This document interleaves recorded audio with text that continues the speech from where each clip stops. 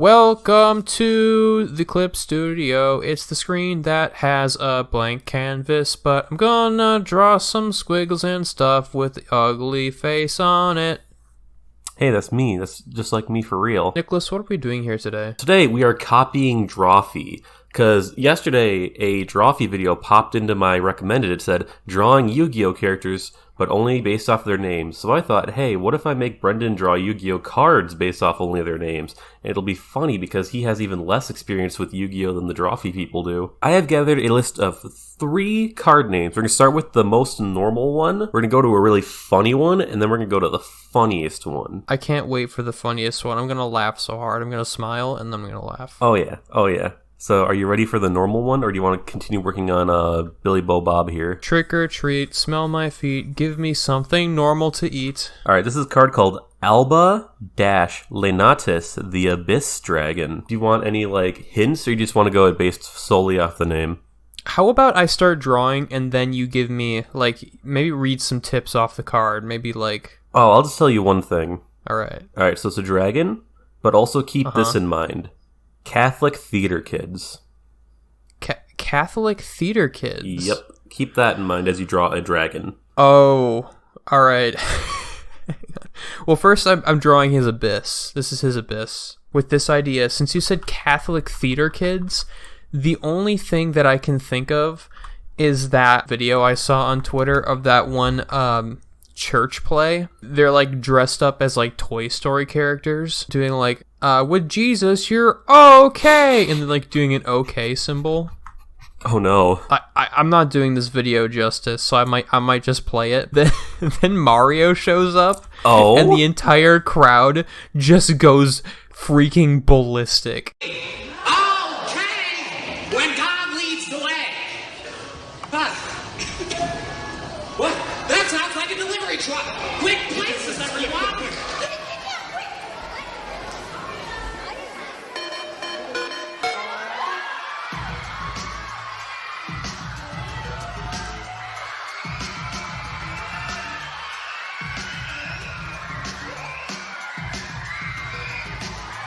I think I keep being recommended a video essay on this. The Church Play Cinematic Universe, yes. Now, that's different. That's where Tony Stark gets crucified. Excuse me? It's the end of the world as we know it.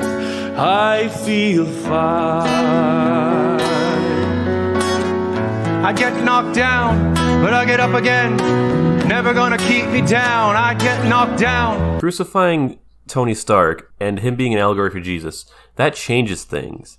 That doesn't make it the Catholic cinematic universe. It makes it the libertarian cinematic universe. You're going to need to explain that a little bit. So, Tony Stark is basically Marvel Elon Musk, right? That feels loaded, but okay, I'll go with you. Sorry. On this trip. Tony Stark is how Redditors view Elon Musk. Okay. You know what? I'll drink to that, bro. Right? So Redditors seeing Tony Stark crucified as Jesus of the modern era is how they view Elon Musk if he ever gets banned from Twitter. I don't like it, but I understand it. Yeah, this basically means I spend too much time on the internet. I don't remember how to draw a cowboy hat. Cowboy hat? Yeah, it's Woody. You know what? The abyss that you drew kind of reminds me of the middle school S symbol.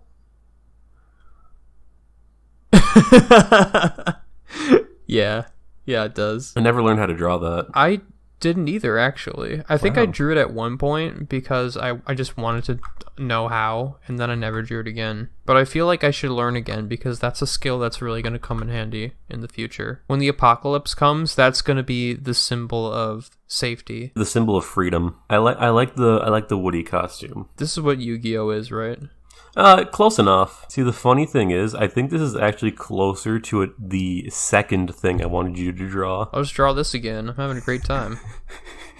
It's very good. I like it a lot. Man, how do people talk and draw at the same time? This is hard. Get good? I guess so. Talk about all the funny things you're doing here. Well, I'm just adding trying a little bit of this and a little bit of that. Listen, man, I'm trying to explain myself like you suggested, and then you interrupted me. Yeah. You interrupted me to say a little bit of this and a little bit of that. Yeah. I didn't think that was appropriate. That's fine. Doesn't have to be. All right, fine. I pulled you off the street. I invited you onto my channel for warmth and comfort. I this is how you asked treat to be me. here. This was my idea. And by my idea, I mean I stole it from Drawfee. You know what? Who's counting? Wow, after that terrible showing of trying to draw a star. You know what? I think it's perfect. I think the doofier the star is, the better. Because you got to remember, if he's a theater kid, all the stuff is homemade. And as we all know, theater kids have no craft skills, so everything they have looks kind of crappy. Like, you've seen a high school play before. I've seen a high school play before, but I've also seen a college play before, which is the most theater kid. But, like, when you think about theater kid, you don't think about college theater kids. You always think about high school theater kids. I always think about college theater kids. Maybe I just didn't know any they, college theater kids. Wait, that's a lie. Yes, I did. They commit. They went to school for this thing. True. And so they're in it to win it. That's their life. You know what I mean? True. Also, I lied. I did know college theater kids. I literally lived next door to them. What was the most theater kid thing you saw them do? Actually, they were pretty normal. Oh, okay. Yeah, it was weird. As far as you know. As far as I know, they were pretty normal. For some reason, they always left their door unlocked. So, at our school, when you went in for orientation, they gave you a deck of playing cards themed after our school. And one of them was, on one of these playing cards, I think it was like the Ace of Hearts, there was a recommendation from our school campus police saying, always remember to lock your door if you don't want anything stolen. Uh-huh. So we'd always like flick that card underneath their door, and they'd find it and give it back to us. It was a fun little game, right? But one weekend, they both went back to their parents' house for the weekend, and they left their door unlocked. So we're like, all right, we're going to like hide this in their room. And we did. And they were very mad at us. Oh, I thought they were actually going to get their stuff stolen. No, they didn't get anything stolen. We lived right next to the RA, so... Got it. I don't know what a rosary looks like, so I just kind of drew a necklace. Close enough. Since they're Catholic. I can ask my girlfriend for if it looks right or not. All right. Hey, sweetheart, can you tell me if that looks like a rosary? You're Catholic, right? Yeah, you think it's pretty close? Yeah, technically every, few beads, there's, a larger bead because you say different prayers for the different beads, but I think the idea is pretty close. Oh, okay. I can make bigger beads. And a real rosary, there's a lot more beads. You only have, 7 showing here. Yeah, that's basically the idea. There you go. Looks good. Awesome. Thanks, Beth. Thank you to our resident Catholic. I always have a Catholic on hand so that they can tell you what's up. Dude, Catholic saints, the most fun thing in the world. I haven't been to Sunday school in a decade, so It gets wild out here in these Catholic streets. Have you ever heard of Saint Christopher, the dog-headed saint? No, but he sounds cool. See, I don't think this is necessarily canon anymore, according to the Wikipedia or whatever. But evidently there was once this the saint named Saint Christopher who I don't know, did he ferry Jesus across this river at some point? And then I don't know exactly. Essentially, the part that's not the canon bit anymore is that he had the face of a dog. See, I think this original thing came from translations from the Greek or something like that, from some very prestigious scribe or historian or something who thought since Egypt, sort of that area where St. Christopher came from, they had drawings and paintings of Anubis, and so he's oh, there must just be some people who have dog heads. Huh. Interesting.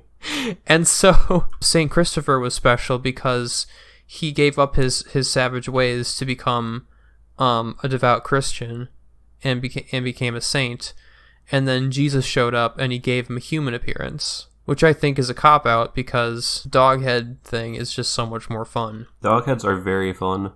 I see you're giving this dragon 2 heads. Oh yeah. Like the one from Dragon Tales. Zack and Wheezy. Yeah.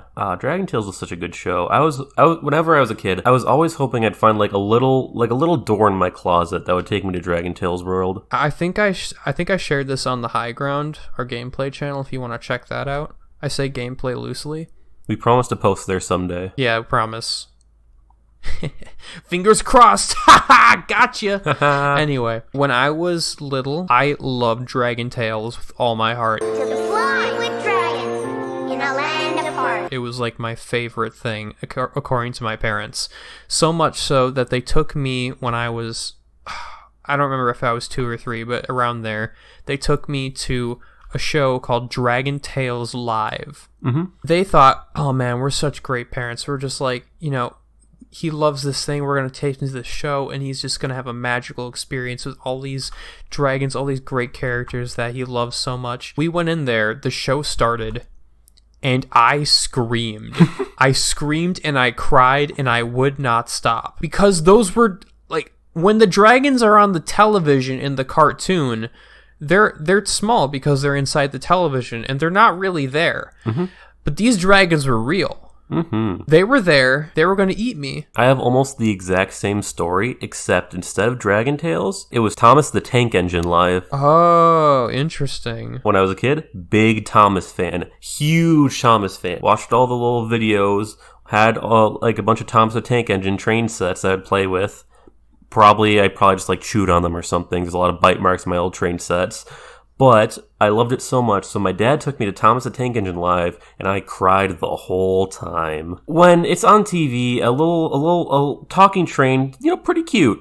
Real life, not so much. Yeah, that's the thing. That's the degree of separation that you're not used to breaking. I never wanted to see like a mall Santa. I never wanted to hang out with like the mascot characters any places. I liked the idea of Ronald McDonald, but I never wanted to see him when he was like at the restaurant. That changed when I worked there because he did come by one time, but I never got to see him. I never got to see him either. That was a major disappointment for me. I am very sad that I never got to see the Ronald. I should have asked him if he were allowed to unionize. He's like, haha, that's not really my degree of jurisdiction. Do you think Ronald McDonald himself is pro-union? See, I don't know anything about Ronald McDonald's politics on a concrete level, but if that meme where he's sitting in his like dressing room putting on the clown wig is any indication, the vibe that he's giving off is like he's definitely pro-union because he wants to stop the pain. Anyway, here's the Mario head of this dragon. Is this your magnum opus? We'll see. We'll find out soon enough.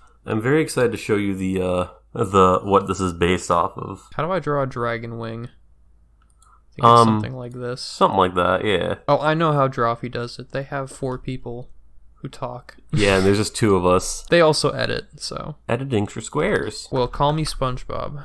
Call me your boy Sponge, the hottest rapper on YouTube right now. Genuinely work of art. You've heard SpongeCore, right? Oh, definitely. SpongeCore slaps. SpongeCore is so good. I haven't listened to SpongeCore in years. I should give it a listen again. Remember our friend Sam got the SpongeCore charity t-shirt, and I was always very jealous of that. That's like an heirloom. Yep. You kidding? My fondest memories are of in high school when we'd be driving in his mom's van, and he was driving, his mom wasn't driving us, and we'd be blaring SpongeCore down our little suburban town. Oh yeah, I was there once. Yeah, you were there once. It was great. Anyway, there's his abyss. Beautiful, I love it. So this is your take on Albulanatus the Abyss Dragon? This is Albulanatus the Abyss Dragon. He does church plays where he rips off different beloved characters. What happens is the Sunday school takes a field trip to the Abyss, and then this guy pops out and he starts teaching all the kids about Jesus and how much he loves them and how cool he is by dressing up as their favorite characters. That is not far off from the actual lore, I will say that. But would you like to see Konami's interpretation of Albulanatus? I would love to. Do it up. It's not as good as yours, unfortunately. Bring it on screen for the people. Whoa. It's Larry the Lobster. Now, you might be wondering, where did Nicholas get the Theater Kid Catholic vibes from, right? Oh, yeah, I was wondering that myself. So, that is actually the dragon form of this guy. Oh, he's anime. And a theater kid. He's an anime demon. And Catholic. Because you can tell he's Catholic from the stained glass window. You can tell he's Catholic from the stained glass window? That's where you got Catholic from? Well, that and also, like, the Catholic Church is a front for their evil theater kid antics, but that's besides the point. Oh, I want to know that story. I think YuGiOh is interesting now. You know what? Maybe that's closer to the actual Catholic Church. His name is Albert the Jester. Albert the Jester. Yep. He is a funny lad, isn't he? He's the funniest lad. You're going to get a kick out of the name of the next one. You know how the last one had like a kind of a badass name, right? It's kind of cool, edgy. I guess so. Very 06 Sonic OC kind of name. Yeah. Well, here's the next one. It's called Interplanetary Purpley Thorny Dragon. Oh, that's actually pretty good. It is the second funniest Yu-Gi-Oh name out there. The funniest one is... Let me pull it up so I know the whole name. Treasure Panda. Alright, the funniest Yu-Gi-Oh name is Nefarious Archfiend, Eater of Nefariousness. That's me when I eat Little Caesars. Alright, the Interplanetary Purpley Thorny Dragon. another dragon for me to draw, which is, not a complaint. If it's interplanetary, we got one planet here, we got another planet here. And so the dragon's going to be somewhere here. Does that make sense? Right here? That's where the dragon is. Yeah, somewhere around there. The dragon's sort of like grabbing at that planet. Okay. Yeah, it's grabbing this one too. So we got the dragon. Here's his horn. Here's its tail. Oh, is he gonna be a motorcycle? He might be a motorcycle. Here's the thorns. He actually looks like the new legendary from Pokemon Violet. I can't believe Pokemon ripped off Yu-Gi-Oh! I thought they were better than that. You would think. This name, while it's funny, it doesn't give me a lot to work with. That's so okay. Could you give me a couple of hints? Couple of he's got details? like shadowy hair. Shadowy hair? Like a mane. Oh, okay, gotcha. Like a flowing shadowy mane. Like Shadow the Hedgehog's hair. Wow, what a terrible drawing. Can you tell what's happening? I really can't. He kind of looks like a gerbil. You know what? You're right. He's thorny because he's also a hedgehog. He's a hedgehog dragon. And that makes sense because he has Shadow's hair. Tell me more about interplanetary purpley dragon. He's got a tongue that ends in a spear. Okay, I can incorporate that definitely. But is there any like lore? There is no lore, he just exists. Only certain Yu-Gi-Oh cards get lore, and this is not one of them. Honestly, that's kind of a vibe. There's no lore, he just exists. He's just vibes. That's how I want to be. No baggage to hold you down, man. Just floating through space. Alright, there's the tongue that ends in a spear. Nice. He's perfect. I wouldn't say that, but... I would. I'd want one of these. I don't know if you could have one of these. Remember, these are planets. True. I mean, one time I had planet glasses, so, I could have one of them. Planet glasses? Yeah, they're like little drinking glasses that are in the shape of planets. There was one for the sun, one for Earth, one for the moon, and they were all sized based off of the actual size of the planet, so like they were to scale, but like, it's like 1/1,000,000th or whatever scale. That's cool, but I was kind of hoping you would say something like, yeah, I had these glasses as a kid that I wore on my face, they were prescription, but they were in the shape of like Saturn. Yeah, I wish. I don't wear glasses. Do you think though. those exist? Oh, I'm sure they do. Novelty glasses, they're like the #1 funniest thing in the world. Have you ever seen a Groucho glasses before? Classic. I look at those and I'm like, wait, who's that behind there? And then they take them off and I'm like, oh! Sans Undertale. I don't know you. And then he beats me up because we're in a dark alley. This is the fun part of the show where you get to watch me do the same thing over and over again. We can just cut this bit out. Yeah. Only put in the good stuff.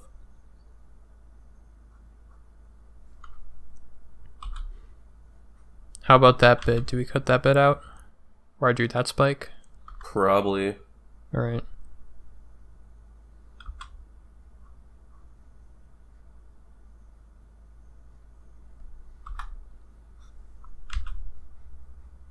How about that bit where I drew this spike? Should we cut that bit out too? Yeah, I think so. Okay.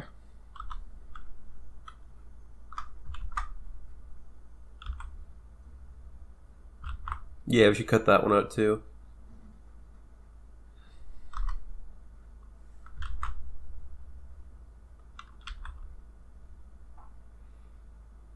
Are you sure? Because that one took a little bit of effort. No, I think it needs to be cut out. I think that one should stay in. I think we gotta cut that one out. Okay. This kind of does remind me of this little character that I drew years ago called the Dragon Shrew. It just kind of looked like a shrew, I remember that video. but it like had horns and wings and it breathed fire. That was a video, right? Oh yeah, did I make a video I think about you did. that? It's privated now. Here is the final drawing of my Dragon Shrew.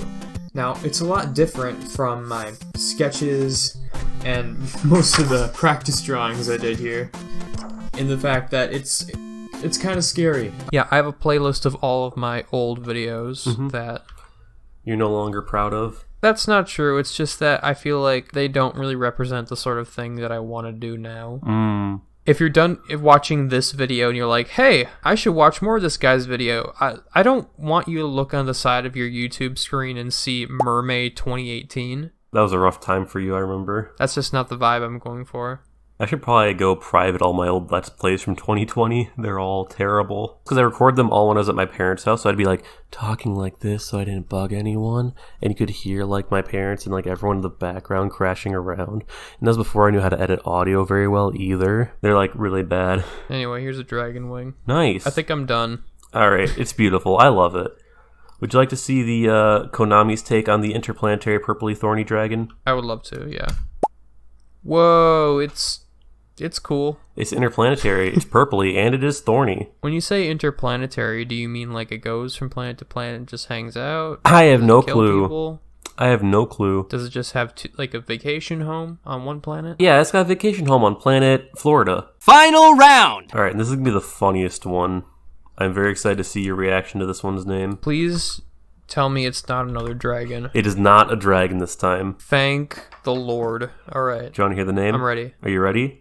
Yes, tell me. Are you sure you're ready? I am... This card's name is Kaiba Man. Kaiba Man? Kaiba Man. Like if Kaiba was a superhero? Mm-hmm. That's awesome. I don't remember what he looks like. Something like this, right? Something like that. I drew him once, but for some reason I remember his hair is like sticks out on one, like on the sides. Oh my. He's gonna get that dastardly Yu-Gi-Oh! One of these days. Let me tell you something about this man. He is down bad for Yu-Gi-Oh! You wanna know how down bad he is? Wait, the card game or the character? The character. At the end of Yu-Gi-Oh! The series, the pharaoh that inhabits Yu-Gi-Oh's body, like, leaves for the afterlife, right? So he can, like, finally rest in peace or whatever. So they made an anniversary movie. And Kaiba, he really misses Yu-Gi-Oh! This is Pharaoh Spirit Yu-Gi-Oh!, right? He misses that guy a lot. Mm-hmm. So you wanna know what he does? Tell me. In an attempt to find him, he builds an elevator to the moon. How does that work? He figures that's where ghosts go when they die. How am I supposed to draw this? How am I supposed... You don't have to draw an elevator to the moon. I don't have... You told me that he built an elevator to the moon in order to find the spirit of an ancient Egyptian ghost that he misses with all of his heart, and you're telling me I don't have to include that in the drawing somehow? Yeah. Instead, you could draw his blue eyes white dragon Jet. I'm not gonna draw another dragon, dude. Yeah, just draw Kaiba as a superhero. No. You told me what this is all about, and I am not turning back now. Okay. The way I see it, if you're gonna go through all of the trouble to build an elevator to the moon to find the person you have a crush on, you're gonna go all out, and you're gonna buy them flowers, you're gonna buy them candy. Oh, he's getting ready for a date. He's going on the elevator to the moon to have a romantic time with the pharaoh, and that's beautiful. I like that. I like that a lot. So he's Kaiba Man, not the superhero, but Kaiba Man, the lover. Kaiba, the man who is stepping up for what he believes in, and he believes in love. He's taking that first step towards his happy ending. I can't get over the smile. I'm so sorry. This is... That's he's feeling queasy. That's why he has the smile. He's like trying to put on a brave face. He's just so smitten with the pharaoh ghost or whatever Yu-Gi-Oh is about. Something like that. All I'm saying is get you a man like Kaiba. He's rich. He'll play your hobbies with you. And if you ever leave him, he'll build you a space elevator to the moon just to find you again. If that doesn't spell romance, I don't know what does. Can't spell romance without Kaiba. I gotta figure out how the perspective on this space elevator is gonna work. Oh, he's got little legs. Yeah. And that's the elevator platform I see. Yeah, it's the platform. Now I honestly don't want to show you what the Konami version looks like because it just makes me sad.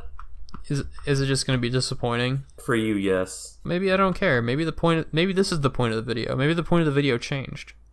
I'm still sending it to you. That's the Earth down below. Hello, Earth. This is what true love looks like. This is what Tony Stark died for. I'm coming for your heart of the cards. Heart of the cards, more like fart of the cards, am I right? Gamers? You don't have to make a joke, dude. This is true love. You can just let the moment rock. It's all good. I know it seems a little awkward, but this is important to him. We have to be supportive. I'm with Kaiba 100%. You can call me a Kaiba ally. Have you ever felt you were just like stuck in a moment and you were like really invested and you kind of like wake up and you realize what you're doing? Never. Oh. Well, good for you, dude. Sounds like a moment of eternity. Where does Kaiba live? He lives in Domino City. Is that in North Dakota? I assume it's in Japan. Okay. I assume it's in Japan. Then use Japan. I don't remember what the world looks like, so it's just gonna have to be it. Beautiful, Brendan. Thank you. But what I should be thanking you for is for telling me about this beautiful story. I'm glad I could. It feels very mythic in nature, doesn't it? It feels like this is one of those legends that explains why something in the world is the way it is. Like, we have lunar eclipses sometimes because Kaiba is taking his space elevator to see his lover on the moon or something. It's like something Homer would write. Yeah, exactly. This is what your career has been leading up to. You are the new Homer. Through your voice does that of the phase come out. Merge! I'm the new Homer, Merge! Kind of looks like a mob. He does look like Mob. He's imagining the face of his love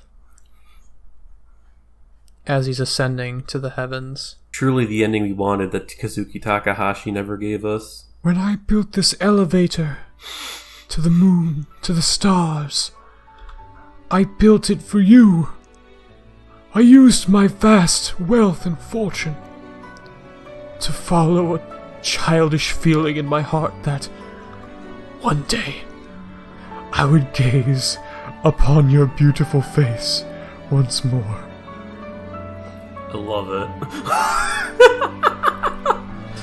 Your luscious countenance is the only thing that keeps me alive. Oh no. The only thing that keeps me dreaming. Without you, I am nothing. I am alone, and I am scared. But soon, my love, we will be together again. And I will see your beautiful face once more. Yeah, I'm done. Beautiful. I love it. It surpasses the original Konami art, I will say, which I have sent your way if you want to take a look. I mean, I'll look at it, but I won't enjoy it. He's got a bird on his face. That's a Blue Eyes mask. Also, fun fact, that's not Kaiba. Alright. Well, It's called Kaiba Man, but it's not Kaiba. good for him. He's being aspirational. Yeah. But you have truly given us something to cherish, something to look forward to. You've shown us a man who we should aspire to be. I didn't just draw Kaiba. I drew Kaiba's truth. His inner self. That's right. The face that he hides from the world. So, what have we learned here today? Absolutely nothing. Awesome.